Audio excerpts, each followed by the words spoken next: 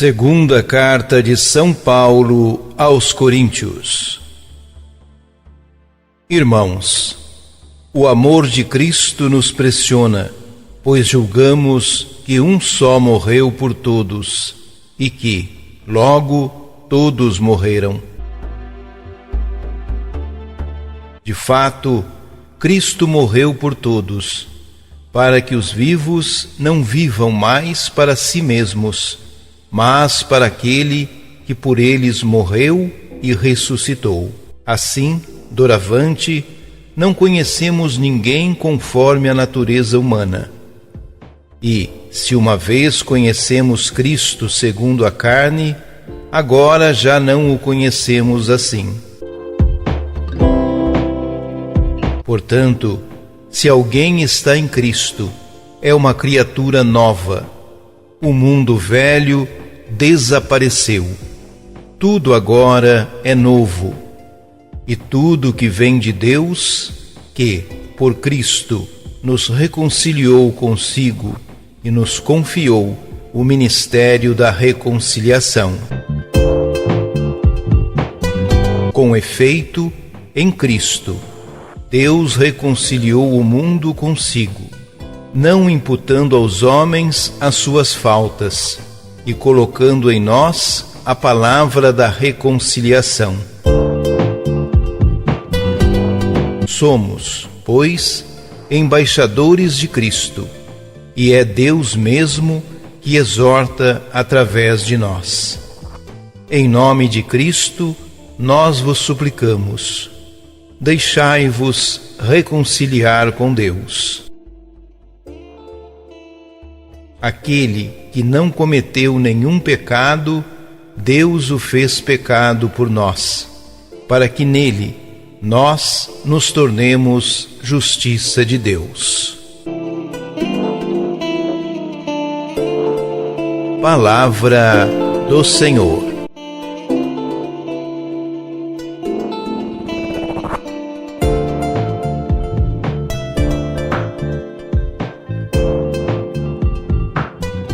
Paulo continua a refletir sobre a novidade da reconciliação e da graça da morte de Cristo por todos. Estes pensamentos cristológicos têm implicações eclesiológicas. A ligação entre as duas perspectivas, a relação entre Cristo e a Igreja, está na reconciliação.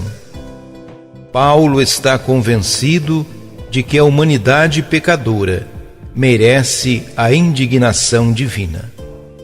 Essa convicção é aperfeiçoada pelo conhecimento messiânico de Cristo, lugar, preço e sinal da reconciliação. É certo que a humanidade é pecadora, mas Deus tomou a iniciativa de a renovar e aproximar, transferindo o pecado para Cristo. A morte de Cristo é a manifestação mais clara do itinerário da reconciliação projetado por Deus. A morte é a encruzilhada de um itinerário cristológico global iniciado na encarnação e concluído na ressurreição. Esta perspectiva de Paulo encontra-se também em 1 Coríntios 15 e fez escola, como se nota na carta aos Hebreus.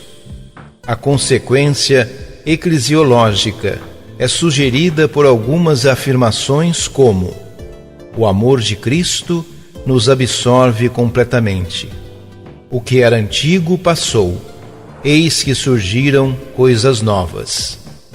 Nota-se também nos versículos 20 a 22, onde Paulo fala na entrega do ministério que lhe foi feita e na função de embaixador de Cristo.